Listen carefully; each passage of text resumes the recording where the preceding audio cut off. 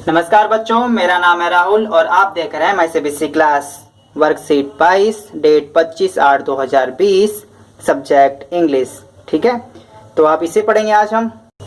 और ये आपका एक कम्प्रीहेंशन पैसेज है। ठीक है, रिकैपिटुलेशन मतलब दोहराना।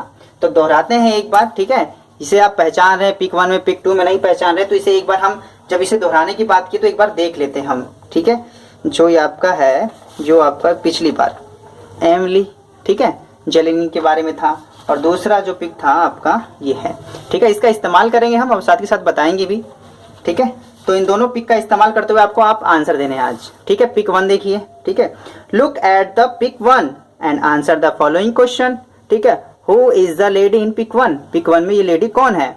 ठीक है, ये है, जैसे कि आपने पढ़ लिया था, एमिली जेंसी। ठीक है, तो ये आपका एमिली जेंसी होगी, जैसा कि आपका इसमें किताब में आपका दिया भी गया, पिछले वर्कशीट के था। वर्कशीट कौन सी? 19 में। ठीक है, और दूसरा है what is the try to do in the pic 1? ये पिक 1 में क्या कर रही है? जैसे आपको पता था, cooking, singing, dancing, playing the instrument. ठीक है, प्लेइंग द म्यूजिकल इंस्ट्रूमेंट। तो आपको पता था इस वाले में क्या कर रही थी वो, उसका काफी अच्छा इंटरेस्ट था किसमें?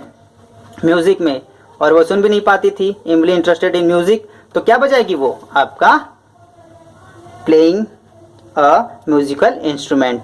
ठीक है, आगे चलते हैं। Question number 3।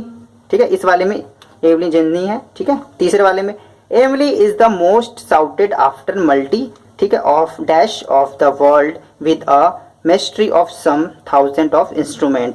ठीक है, तो इसमें भरा जाएगा मिलियनरी, लिंगुअल, प्रिक्वेशनिस्ट, ठीक है, नेशनल। ठीक है, तो इसका मतलब होता है करोड़पति, करोड़पति।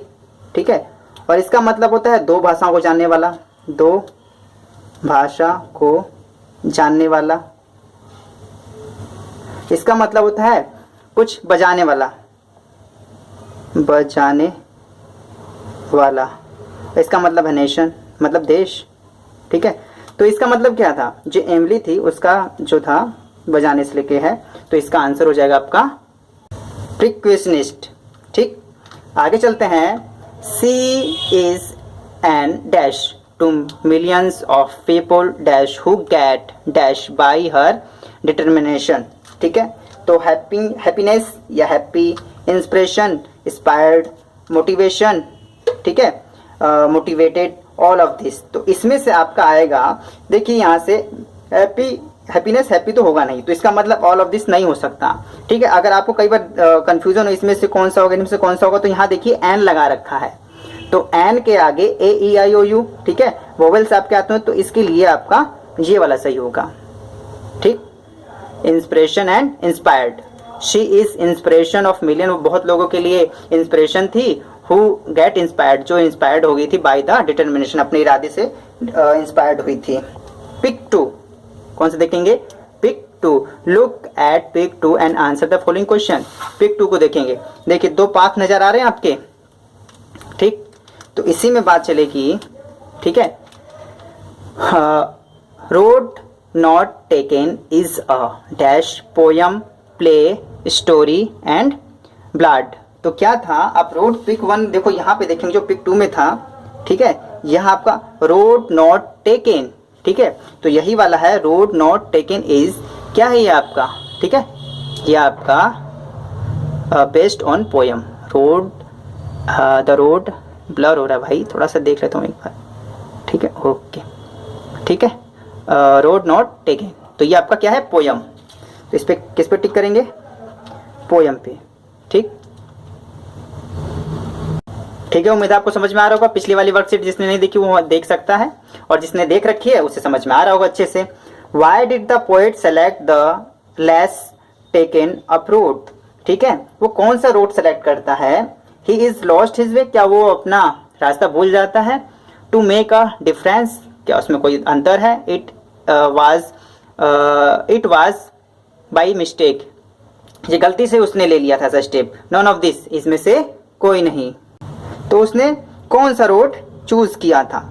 अगर मतलब मेक डिफरेंस दिखाना चाहता था, ठीक है। तो आपको मैं दिखा देना चाहता हूँ, तो इसका मतलब यही था आपका, टू मेक डिफरेंस, इन दोनों रोडों में अंतर दिखाना चाहता है। जिसपे एक प्लेन रास्ता है, कोई दिक्कत नहीं है, यहाँ पे देखो घास वास होगी हुई है, ठीक है। पिछले बारे में अगर आपको वर्कशीट दिखाऊं तो यही था, पिक 1 में 2 रास्ते दिखा रहे हैं, ठीक है।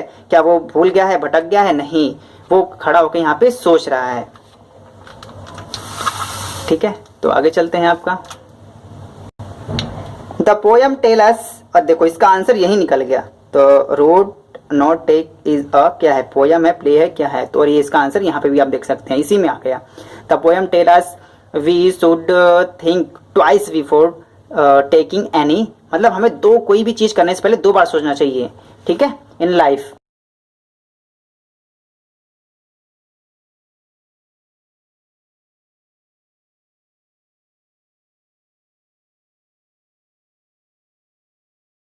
ठीक है, आपका नेक्स्ट है, which is odd word out of diverge, divided, converge, ठीक है, सेपरेटेड। तो आपका ओड मतलब होता है अलग, विपरीत भी कहते हैं, या मतलब ओड इवन, पता है, सम विषम। तो इसमें से, या विषम ही समझ सकते हैं, इसमें से 4 वर्ड दिए गए हैं, कौन सबका विषम बताएं, मतलब इसमें से कौन सा विषम है। सेपरेट, सेपरेट मतलब क्या होता है आपको पता है, अलग करना, बिल्कुल सही, अलग करना, ठीक है। कन्वर्ज, कन्वर्ज का मतलब होता है मिल जाना, जैसे कन्वर्ट होता है ना, वैसे समझ सकते हैं इसे, मिल जाना, ठीक है। डिवाइड मतलब पता ही है, बांटना, बांटना, ठीक है। और आपका लास्ट बचता है डाइवर्ज, डाइवर्ज मतलब भी होता है आपका मिल जाना, मिल जाना, ठीक है। राइटिंग थोड़ी सी खराब हो रही है, समझना, क्योंकि देखो मेरे हाथ में बहुत पसीने हो रहे हैं, तो इसे सोच समझ के थोड़ा सा मुझे लिखना पड़ रहा है, ठीक है। तो इसमें देखिए, अलग, सबसे अलग वर्ड कौन सा है, अलग करना, ठीक है, ये बांटना, ठीक है।